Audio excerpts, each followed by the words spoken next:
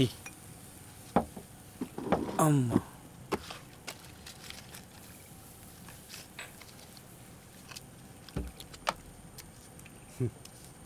Sorry. Uniform കണ്ട ഉടനെ പേടിക്കണമെന്നില്ല. Set set. எனக்கு அது தெரியாது. வா வாடா.